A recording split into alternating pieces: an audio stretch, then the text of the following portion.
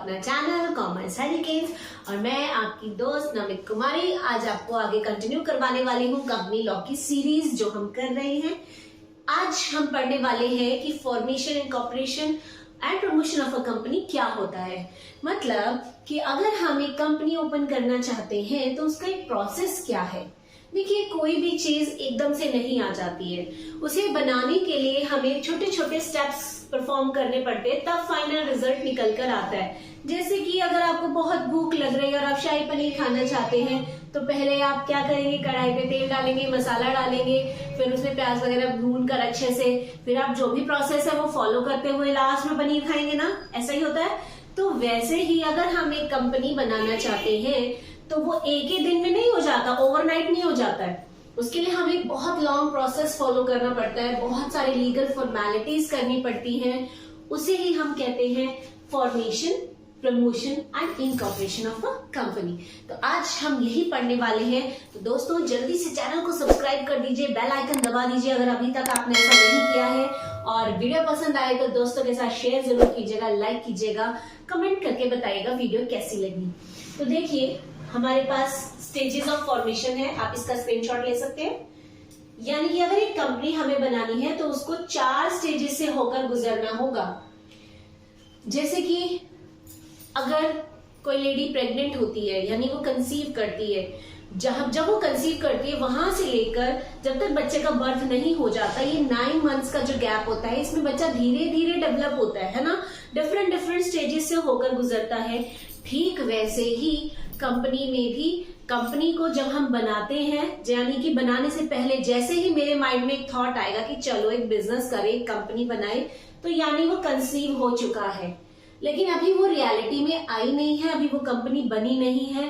तो कंपनी जब तक रियलिटी में बनकर मार्केट में एस्टैब्लिश ना हो जाए, उस टाइम पीरियड यानी कंसीव थॉट आने से लेकर उसके बनने तक का जो बीच का टाइम गैप है, उस प्रोसेस को हम कहते हैं स्टेजेस। क्लियर हो गया? तो फर्स्ट स्टेज है हमारी प्रमोशन ऑफ कंपनी, यानी कि यहां पर आपके माइंड में आइडिया कंसीव हो चुका है। प्रमोशन ऑफ कंपनी का मतलब प्रमोशन ऑफ कंपनी का मतलब कि हम सोच चुके हैं हम एक बिजनेस चलाना चाहते हैं, लेकिन हमें उसके बारे में कोई नॉलेज नहीं है कि कौन कौन से पेपर वर्क होते हैं, क्या प्रोसीजर होता है, मार्केट में लोगों को कैसे अट्रैक्ट किया जाता है, मनी कैसे इकट्ठी होती है, ये सारा हमें नहीं आता। तो हम क्या करते हैं कि अपनी कंपनी बनाने के लिए कंपनी बनाने का काम किसी और को दे देते हैं जो इस काम में एक्सपर्ट होता है, और ऐसे लोगों को हम कहते हैं प्रमोटर्स। ठीक है, हमारे माइंड में जैसे एक आइडिया आया, सपोज मेरे माइंड में आइडिया आया कि मुझे गर्ल्स के लिए क्लोथ बनाने की फैक्ट्री बनानी है। ठीक है, अब ये आइडिया मेरे माइंड में आ गया कि मुझे क्लोथ फैक्ट्री खोलनी है, बट ये कैसे होगा, इसको प्रैक्टिकली मैं कैसे परफॉर्म करूं, ये मुझे नहीं आता। तो मैं एक प्रोफेशनल को हायर करूंगी, वो मेरी तरफ से कंपनी को एस्टैब्लिश करने का काम करेंगे। कंपनी का जो आइडिया है कि कहाँ से पैसा इकट्ठा करना है, प्लांट मशीनरी कहाँ से लेनी है, किससे लेनी है, मार्केट का रिसर्च करना, कॉम्पिटिटर्स को स्टडी करना, ये सारी इंफॉर्मेशन कलेक्ट करना, सारा काम प्रमोटर करेगा। ठीक है, और जब प्रमोटर ये सारा काम कर रहा होता है उसे ही हम फॉर्मेशन ऑफ कंपनी कहते हैं, यानी वो कंपनी को प्रमोट कर रहा है, कंपनी को फॉर्मेट करने का काम कर रहा है। हम उसके साथ कॉन्ट्रैक्ट में आएंगे, हम उसे काम दे देंगे, वो हमारा काम करेगा, बट कोई भी इंसान फ्री में तो काम नहीं करता है। वैसे ही प्रमोटर भी बदले में हमसे रेम्यूनरेशन लेता है, यानी कि सैलरी, कमीशन वगैरह लेता है। अपना काम परफॉर्म करने के बाद वो कंपनी के पेपर्स हमें सौंप कर चला जाता है और हम कंपनी चलाना स्टार्ट कर देते हैं। ठीक है, तो फॉर्मेशन ऑफ कंपनी क्लियर हो गया। अब मैंने इसी में आपको बताया कि प्रमोटर वो लोग होते हैं जो हमारी हेल्प करते हैं, है ना। हम इसको थोड़ा और इलैबोरेट कर लेते हैं। प्रमोटर जरूरी नहीं है कि कोई इंसान ही हो, प्रमोटर कोई फर्म या इंस्टीट्यूट भी हो सकता है। ठीक है, प्रमोटर एक इंडिविजुअल भी हो सकता है जो अपने काम में एक्सपर्ट है, या एक एसोसिएशन, एक फर्म हो सकती है, जैसे एडवर्टीजमेंट एजेंसीज होती हैं, वैसे ही प्रमोशन एजेंसीज भी होती हैं। हम उस एजेंसी में जाते हैं, अपना आइडिया उनको बताते हैं और उन्हें कॉन्ट्रैक्ट दे देते हैं। उसके बाद वो सारा काम करना स्टार्ट कर देते हैं। इसमें वो बहुत सारी चीजें परफॉर्म करते हैं, जैसा मैंने बताया कि अभी तो वो आइडिया सिर्फ माइंड में है, उस माइंड में जो आइडिया है उसे प्रैक्टिकली परफॉर्म कैसे किया जाए, ये काम प्रमोटर्स करते हैं। ठीक है, अब stages of promotion. Stages of promotion करने से पहले सिंपल से मैं आपको एक बात बोलना चाहूंगी, डेफिनेशन भी आपको पता होनी चाहिए ना कि प्रमोटर कौन होता है। एग्जाम में तो डेफिनेशन भी लिखनी होगी, तो हम सिंपली कहेंगे promoter is that person who assembles man, material, money in doing business. यानी इन सभी चीजों को इकट्ठा करना प्रमोटर का काम होता है। अब प्रमोशन कैसे होती है, यानी कि हमने तो उसे कॉन्ट्रैक्ट दे दिया, हम तो निश्चिंत हो गए, अपने घर में आ गए, आराम से बेड पे लेटे हैं, सोफे पे लेटे हैं, टीवी देख रहे हैं, हम एंजॉय कर रहे हैं। अब सारी हेडेक किसकी हो गई? प्रमोटर की। प्रमोटर सबसे पहला काम क्या करेगा? सबसे पहले वो डिस्कवरी ऑफ आइडिया करेगा, यानी कि जो आपने कॉन्सेप्ट उसको बताया है कि मैं ये बिजनेस करना चाहता हूं, उसके बारे में डिस्कवरी करना स्टार्ट करेगा कि मार्केट में ये आइडिया अगर मैं लॉन्च करूं तो कैसे करूं, कहां से मुझे अच्छी इंफॉर्मेशन मिल सकती है, अच्छे कस्टमर्स कहाँ मिल सकते हैं, ठीक है, इसका ज्यादा कंपटीशन कहाँ है, कम कंपटीशन कहाँ है, मार्केट सर्वे करने का काम करता है। यानी आइडिया डिस्कवर कर लिया सबसे पहले कि क्या करना है। Second, detailed investigation. अब आइडिया तो आ गया माइंड में कि एक कपड़ों की फैक्ट्री खोलनी है, अब वो इन्वेस्टिगेशन करना स्टार्ट करेगा कि किस तरह के कपड़े बनाने हैं, वेस्टर्न, इंडियन, छोटी लड़कियों के लिए या अडल्ट गर्ल्स के लिए या ओल्ड एज गर्ल्स लेडीज के लिए, किसके लिए कपड़े बनाने हैं। फिर किस जगह से मुझे प्लांट मशीनरी अच्छे रेट्स पर मिल सकती है, किस जगह पर मुझे फैक्ट्री बनानी चाहिए, कहां पर मुझे कम कंपटीशन फेस करना पड़ेगा, अच्छे कस्टमर्स कहाँ मिल सकते हैं, पूरी इंफॉर्मेशन रिटर्न में वो अपने पास गैदर करना शुरू कर देगा। ठीक है, अब वो क्या करेगा? असेंबलिंग द प्रपोजिशन, यानी कि असेंबल करना शुरू करेगा चीजों को। यानी उसने सोच लिया था कि भाई उस कंपनी से मुझे अच्छा प्लांट मशीनरी मिल सकता है, तो वहां से प्लांट मशीनरी खरीदने की कॉन्ट्रैक्ट में आएंगे, हमें उधार पे सामान इससे अच्छा मिल सकता है, हम उसके साथ उधारी पे कॉन्ट्रैक्ट कर लेंगे, हमें अच्छा लैंड या बिल्डिंग कहाँ पर लेना चाहिए, रेंट पर लेना चाहिए या खुद खरीदना चाहिए, ये सब कुछ डिस्कस करेगा, इससे रिलेटेड वो पेपर वर्क करेगा, यानी कि सभी चीजों को इकट्ठा करना शुरू कर देगा। Then financing the proposition. Obviously ये सारी चीजें इकट्ठे करने के लिए पैसा तो चाहिए ना। अब कोई मेरा रिश्तेदार तो नहीं है कि फ्री में मुझे मशीन देगा, फ्री में मेरे पास स्टाफ आ जाएगा, है ना, हर किसी को पैसे की रिक्वायरमेंट है, तो ऑब्वियसली फाइनेंस हमें करना पड़ेगा। यानी अब प्रमोटर ये सोचेगा कहाँ से कंपनी को अच्छे डिबेंचर्स मिल सकते हैं, अच्छे लोन्स मिल सकते हैं सस्ते दामों पर, और शेयर्स के थ्रू पैसा कहाँ से इकट्ठा किया जा सकता है, कौन सी पब्लिक को अट्रैक्ट करना है, क्या रेट रखना है शेयर का, बट वगैरह वगैरह। ठीक है, ये सारी चीजें यहाँ डिस्कस की जाती है। अब इन स्टेजेस को लर्न करने का एक छोटी सी ट्रिक भी बता देती हूँ, क्योंकि इतने सारे पॉइंट्स हो जाते हैं तो थोड़ा लर्निंग में दिक्कत रहती है। डिस्कवरी ऑफ आइडिया हम क्या करेंगे, जैसे कि सपोज करके हमें अपने फ्रेंड्स के साथ पार्टी में जाना है, ठीक है, और हम क्या करें कि चलो उस क्लब में आ जाइए पार्टी के लिए। तो सबसे पहले हमने सोचा कि हमें डिस्को में जाना है, ठीक है, पार्टी के लिए डिस्को में जाना है। किस डिस्को में जाना है उसके बारे में डिटेल बता दी हमने कि डिटेल्स भाई उस डिस्को में आप आ जाओ। जब डिटेल्स बता दी तो सारे के सारे वहां इकट्ठे हो गए, यानी असेंबल हो गए, और अब पार्टी करने के लिए पैसे कम पड़ गए तो सभी ने कॉन्ट्री करी, मतलब थोड़ा थोड़ा पैसा सभी ने जोड़ा और पैसा बिल का दे दिया, यानी सबने फाइनेंस कर दिया। तो अगर आप ये कहानी याद रखें कि डिस्को में गए, डिस्को की डिटेल्स बताई, वहां सभी मिले और फिर इकट्ठे होकर पैसा फाइनेंस किया, तो यहां से आपको ये प्रमोशन के स्टेजेस इजीली याद हो जाएंगे। ठीक है, अब हम बात करते हैं हु इज अ प्रमोटर। कौन होता है प्रमोटर? ये तो मैं अभी भी आपको बता चुकी हूँ कि प्रमोटर कौन है, एक ऐसा इंसान जो सभी चीजों को असेंबल करने का काम करता है। मगर वो तो एक नॉर्मल सी डेफिनेशन हो गई ना, हमें एक प्रॉपर डेफिनेशन भी पता होनी चाहिए। तो according to section 269 of companies act, promoter कौन है? Who has name in prospectus, यानी जिसका नाम प्रोस्पेक्टस में लिखा जाता है एज अ प्रमोटर।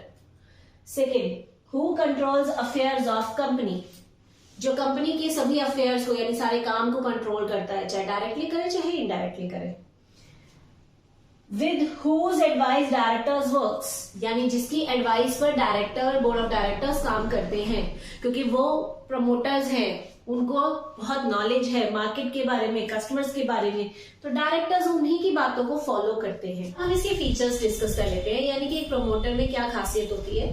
तो first point is promoter can be a person और फर्म। जैसे मैंने आपको बताया था, प्रमोटर कोई इंसान भी हो सकता है, फर्म या इंस्टीट्यूट भी हो सकती है।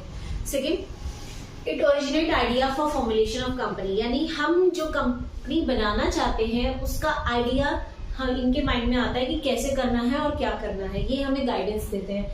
Then promoter gives practical shape to idea, जो आइडिया हमारे माइंड में आया है कि हमें ये बिजनेस करना है, उसको रियल में ये परफॉर्म करके दिखाते हैं, यानी कि हमारा जो थॉट हमारे माइंड में चल रहा है उसको एक प्रैक्टिकली शेप देने का काम ये करते हैं। Then prepares necessary document, company establish करने के लिए जितने भी डॉक्यूमेंट्स की रिक्वायरमेंट है वो सारा काम प्रमोटर करके देता है।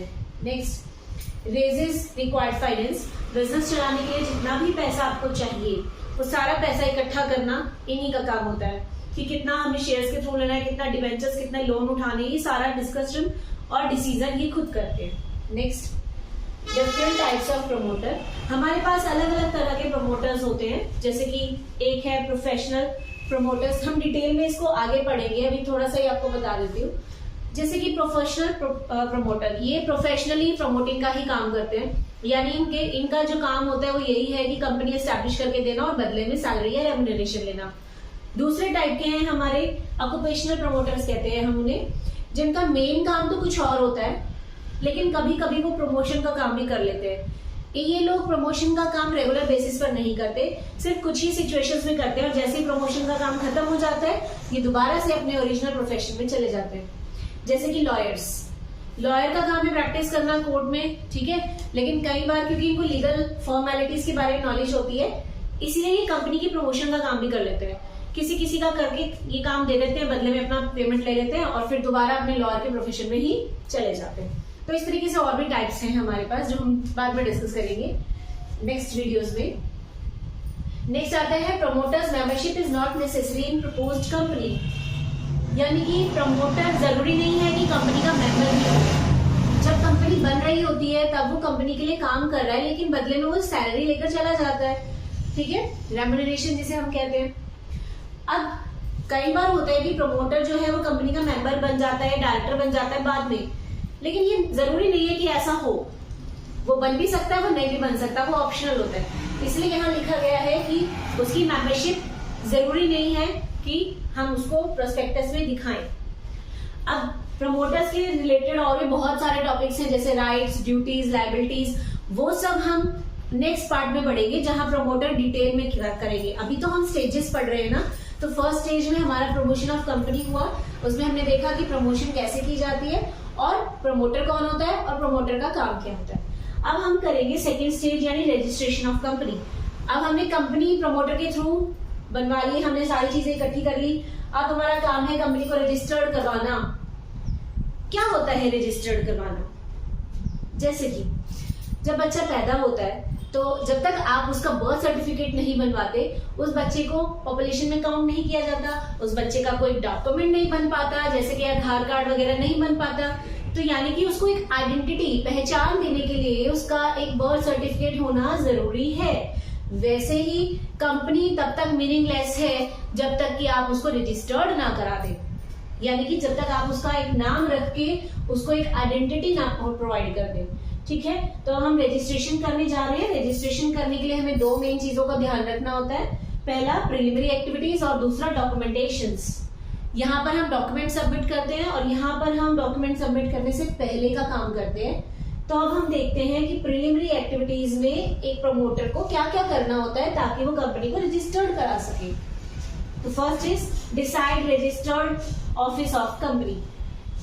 सबसे पहले वो ये डिसाइड करता है कि कंपनी का जो हेड ऑफिस है वो कहाँ होगा, क्योंकि हो सकता है कि हमारी कंपनी जो है वो अलग अलग शहरों में काम करे, अलग अलग स्टेट्स में काम करे, लेकिन हेड ऑफिस तो एक ही जगह होना चाहिए, क्योंकि वो हेड ऑफिस और उसका एड्रेस हमें मेंशन करना होगा हमारे डॉक्यूमेंट्स के अंदर। तो सबसे पहला काम होगा एक प्रॉपर हेड ऑफिस चूज करना कि किस स्टेट में होना चाहिए। क्योंकि जब आप डॉक्यूमेंट्स बना रहे होंगे तो आप अपना रजिस्ट्रेशन सिर्फ उसी स्टेट में करवा सकेंगे जिस स्टेट में कंपनी का हेड ऑफिस है। ठीक है, तो सबसे पहले हेड ऑफिस डिसाइड किया, फिर decide the name of company. अब नाम भी तो रखना है ना कंपनी का। जैसे मम्मी पापा को होता है ना कि कुछ अच्छा सा नाम रखे, डिफरेंट सा, जो सुनने में बहुत अच्छा लगे, वैसे ही कंपनी के प्रमोटर्स को भी होता है कि कंपनी का नाम अच्छा सा होना चाहिए, डिफरेंट सा होना चाहिए। और ये कंडीशन भी है कि अगर आप कंपनी का नाम रख रहे हैं तो उस नाम की कोई और कंपनी होनी नहीं चाहिए।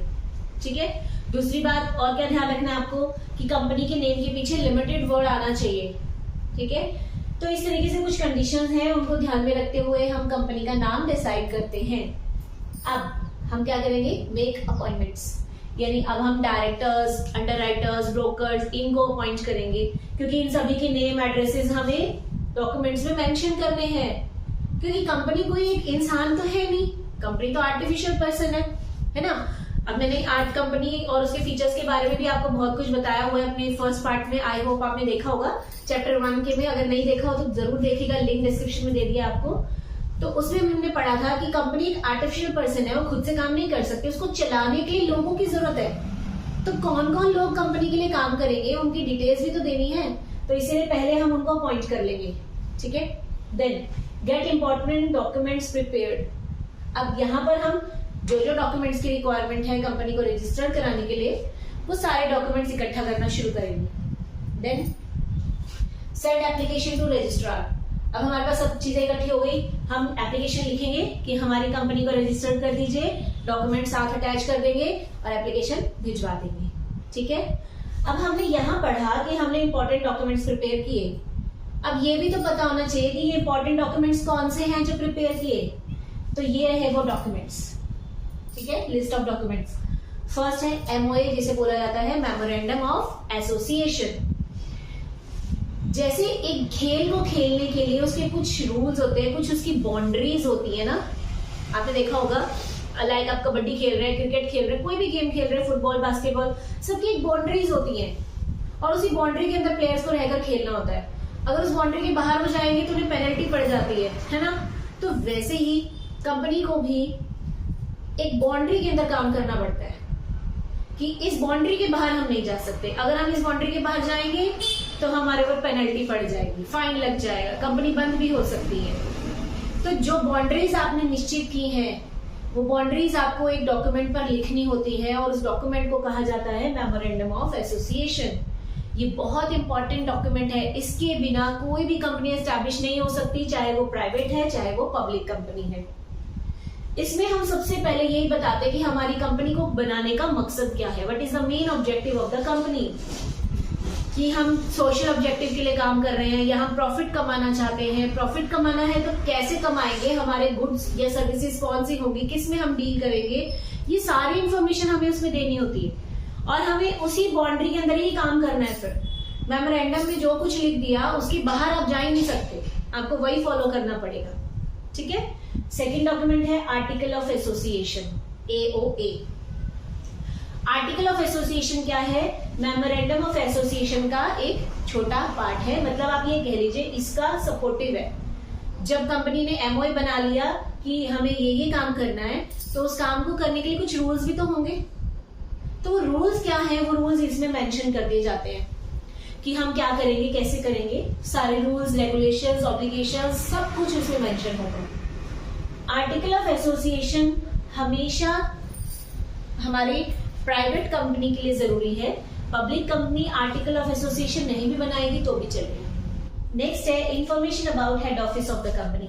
जो हेड ऑफिस आपने यहाँ डिसाइड किया था, अब आप अपने डॉक्यूमेंट्स में उस हेड ऑफिस के बारे में बता रहे हैं कि हमारा हेड ऑफिस किस स्टेट में है, किस शहर में है, क्या उसका एड्रेस है, वो सारी चीजें आप वहां पर मेंशन करेंगे। देन लिस्ट ऑफ डायरेक्टर्स, जो डायरेक्टर्स की अपॉइंटमेंट आपने यहाँ की थी, आप उनकी एक लिस्ट भेजेंगे रजिस्ट्रार के पास। उस लिस्ट में उनके बारे में कंप्लीट इंफॉर्मेशन होगी, उनका नाम, एड्रेस, क्वालिफिकेशन, उनकी ड्यूटीज, राइट्स, रिस्पॉन्सिबिलिटीज, और ये भी मेंशन होगा कि उन्होंने कंपनी में कितने शेयर्स खरीद रखे हैं, उनकी लायबिलिटी कैसी है, वो सब मेंशन होगा। Then written consent of directors. अब डायरेक्टर्स रिटर्न में अपनी कंसेंट देंगे कि डॉक्यूमेंट में जो कुछ हमारे बारे में लिखा है हम उन सब के लिए एग्री करते हैं। कंसेंट का मतलब होता है मर्जी, ठीक है, अपनी मर्जी जताएंगे कि जो जो हमारे बारे में यहाँ इंफॉर्मेशन है हम इन सभी के लिए एग्री करते हैं, हम ये सारे रिस्पॉन्सिबिलिटीज निभाएंगे, हम ये ड्यूटीज निभाएंगे, कुछ गलत होता है तो हम इसके लिए रिस्पॉन्सिबल हैं। अब अगर प्राइवेट कंपनी है आपकी तो उसमें आपको कम से कम 2 डायरेक्टर्स के सिग्नेचर चाहिए, और अगर आप पब्लिक कंपनी चला रहे हैं तो आपको 7 डायरेक्टर्स के सिग्नेचर्स की रिक्वायरमेंट होती है, यानी कंसेंट की रिक्वायरमेंट होती है। अब ये जो सिग्नेचर होते हैं ये कम से कम एक विटनेस के सामने करवाए जाते हैं ताकि ये प्रूफ हो जाए कि हाँ इसमें जो कुछ भी लिखा है इसके लिए डायरेक्टर्स एग्री हैं। Then statutory declaration. Statutory declaration का मतलब कि डायरेक्टर्स ऊपर लिखी हर बात के लिए एग्री हैं, इसको वो लीगली अप्रूवल कर रहे हैं तो वो सिग्नेचर करके डिक्लेयर करते हैं कि हम इन सभी चीजों के लिए रिस्पॉन्सिबल हैं। Then payment of fees. Finally आपको रजिस्ट्रेशन के लिए फीस पे करनी पड़ेगी, फ्री में तो कोई काम नहीं होगा, तो आप जैसे ही रजिस्ट्रेशन की फीस पे करेंगे आपका रजिस्ट्रेशन का प्रोसेस खत्म हो जाएगा। नेक्स्ट है हमारा काम इनकॉर्पोरेशन ऑफ कंपनी। कंपनी का रजिस्ट्रेशन होने के बाद कंपनी को CIN यानी कंपनी आइडेंटिफिकेशन नंबर मिल जाता है। ये एक ऐसा नंबर है जो कंपनी की एक अलग पहचान बनाता है। जैसे हमारा पैन कार्ड, आधार कार्ड का नंबर बाकी सबसे डिफरेंट होता है, वैसे ही हर कंपनी का CIN नंबर दूसरी कंपनी से डिफरेंट होता है। अब रजिस्ट्रेशन के बाद हमें इनकॉर्पोरेशन का सर्टिफिकेट लेना होता है। ये सर्टिफिकेट एक प्रूफ है कि हाँ इस कंपनी ने सारा काम सही तरीके से किया है, ये रजिस्ट्रेशन इसका हो चुका है, उसका एक प्रोसेस कंप्लीट कर चुकी है, तो उसको एक सर्टिफिकेट मिल जाता है। आप इसका स्क्रीनशॉट ले लीजिए कि इनकॉर्पोरेशन का सर्टिफिकेट कब मिलता है। First, the article and memorandum of company confirm the provision of companies act. अगर आपका जो आर्टिकल ऑफ एसोसिएशन और MOA जो आपने सबमिट किए थे, जैसा मैंने आपको पिछले स्टेप में बताया, तो उनको डिटेल चेक करता है रजिस्ट्रार कि इसमें लिखी हुई सारी बातें ठीक हैं, कोई इलीगल काम तो नहीं हो रहा। सब कुछ चेक करने के बाद वो कंफर्म कर लेता है कि हाँ इसमें जो कुछ भी लिखा है ये बिल्कुल सही है और अकॉर्डिंग टू लॉ है। Second, Certificate of incorporation is conclusive evidence that the company has become a body corporate from date of issue of certificate। यानी कि ये सर्टिफिकेट जो आपको मिलेगा ये प्रूफ है कि अब आप एज अ कंपनी काम कर सकते हैं। जिस दिन आपको ये सर्टिफिकेट मिल जाएगा आप एज अ कंपनी काम कर सकते हैं। Next, this certificate testify that companies incorporation is according to law. ये सर्टिफिकेट जिस भी कंपनी को मिल जाता है उस कंपनी को ये टेस्टिफाइड कर देता है, यानी कि गारंटी दे देता है कि भैया ये कंपनी तो बिल्कुल सही है, अकॉर्डिंग टू लॉ है, इसमें कुछ भी इलीगल नहीं हो रहा। तो हर कंपनी को ये सर्टिफिकेट लेना जरूरी है। Next, this certificate is evidence that signatory of document have purchased and paid for shares of company. इस सर्टिफिकेट से हमें ये प्रूव हो जाता है कि इसके जितने भी सर्टिफिकेट्स हैं उसमें जितने भी लोगों ने सिग्नेचर्स किए हैं उन लोगों ने कंपनी के शेयर्स खरीदे हैं, कंपनी के शेयर्स खरीदे हैं, पेमेंट भी उनकी वो कर चुके हैं। जैसा कि हमने पढ़ा कि डायरेक्टर्स को कंपनी के कुछ शेयर्स परचेज करने पड़ते हैं और तभी वो स्टैट्यूटरी साइन करते हैं रजिस्ट्रार के सामने। तो जब ये साइन हो जाता है तो ये प्रूफ हो जाता है कि इसमें जो कुछ भी लिखा है वो बिल्कुल करेक्ट है। अब ये सर्टिफिकेट आपको मिल जाएगा, फिर आप बिजनेस को कमेंस कर सकते हैं, जो कि हमारा लास्ट स्टेज है, commencement of business. According to section 11 of companies act 2013 कुछ कंडीशंस हैं। अगर आपकी ये कंडीशंस फुलफिल हो जाती हैं तो आपको कंपनी को कमेंस करने का सर्टिफिकेट मिल जाता है। जो प्राइवेट कंपनी है वो तो अपना इनकॉर्पोरेशन होते ही काम स्टार्ट कर सकते हैं, यानी कि बिजनेस स्टार्ट कर सकती है। लेकिन अगर आप पब्लिक कंपनी चला रहे हैं तो जब तक आपको कमेंसमेंट ऑफ बिजनेस का सर्टिफिकेट नहीं मिलेगा आप बिजनेस को रन नहीं कर सकते, चला नहीं सकते। तो in case company issuing prospectus, अगर कंपनी ने प्रोस्पेक्टस इशू किया है तो क्या क्या कंडीशंस फुलफिल होनी चाहिए। Minimum subscription of 5 lakh has been received, यानी जितने भी आपके पास एप्लीकेशंस आई हैं आप उन सभी एप्लीकेशंस का मिनिमम सब्सक्रिप्शन 5 लाख रुपए आपको मिल जाना चाहिए। अगर इतना नहीं मिला है तो आप बिजनेस को कमेंस नहीं कर सकते, यानी शुरू नहीं कर सकते। Second, the directors of a company have paid in cash the applicant and allotment money. Company के जो डायरेक्टर्स हैं उनको एप्लीकेशन और अलॉटमेंट दोनों मनी कम से कम देनी पड़ेगी। जब तक वो ये मनी कैश में पे नहीं करेंगे तब तक कंपनी स्टार्ट नहीं हो सकती। Then company has made declaration that no money is liable for refund to applicant. कई बार ऐसा होता है कि कुछ एप्लीकेंट्स को हम शेयर्स अलॉट नहीं कर पाते हैं तो हमें उनका मनी रिफंड करना पड़ता है। तो अगर आपने उनका मनी रिफंड कर दिया है फिर तो ठीक है, आप ये चीज डिक्लेयर कर दीजिए। अगर आपने मनी रिफंड नहीं किया है तो आपको वो पहले कंप्लीट करना पड़ेगा, रिफंड करना पड़ेगा। आई थिंक आप सभी को पता है कि मिनिमम सब्सक्रिप्शन क्या है, शेयर्स अलॉट करना क्या होता है ना, क्योंकि 12th क्लास में अकाउंट्स में सभी ने पढ़ा होगा, इसीलिए मैं ये चीजें यहाँ नहीं बता रही हूँ। नेक्स्ट आता है हमारा इन case company not issuing prospectus. अगर कंपनी प्रोस्पेक्टस इशू नहीं करती है तब क्या होगा? सबसे पहले आपको एक statement of leave of prospectus issue करना पड़ेगा। Statement of leave of prospectus का मतलब होता है कि अगर आप प्रोस्पेक्टस इशू नहीं कर रहे तो उसके बदले में ये स्टेटमेंट इशू करनी पड़ती है जिसमें कंपनी के बारे में इंफॉर्मेशन दी होती है, ये इशू करना जरूरी है। सेकंड, सेम लिखा है मैंने, सेम का मतलब जो बी पॉइंट यहां पर था सेम वही बी पॉइंट उधर भी फॉलो होगा। Then see, one of the directors have filed statutory declaration on non judicial step in prescribed form with registrar that above requirements have fulfilled। यानी कि रजिस्टर जितने भी डायरेक्टर्स हैं उसमें से किसी एक डायरेक्टर को डिक्लेयर करना पड़ेगा एक स्टैम्प के ऊपर कि ऊपर लिखी गई सारी बातें बिल्कुल सही हैं और हम ये सारे रिक्वायरमेंट फुलफिल कर चुके हैं। और इसको डिक्लेयर करते समय उसको किसके सामने प्रेजेंट होना है? रजिस्ट्रार, यानी रजिस्ट्रार के सामने उनको ये चीज डिक्लेयर करनी है। जब ये डिक्लेरेशन हो जाती है तो उसके बाद आपको कमेंसमेंट ऑफ बिजनेस का सर्टिफिकेट मिल जाता है और फिर आप बिजनेस कंटिन्यू कर सकते हैं। तो देखा आपने कि कंपनी को स्टार्ट करना कितना लेंथी प्रोसेस था। हमने सारे स्टेप्स पढ़ लिए हैं। अब हम नेक्स्ट पार्ट में नेक्स्ट टॉपिक्स पढ़ेंगे। Till then bye, have a good day.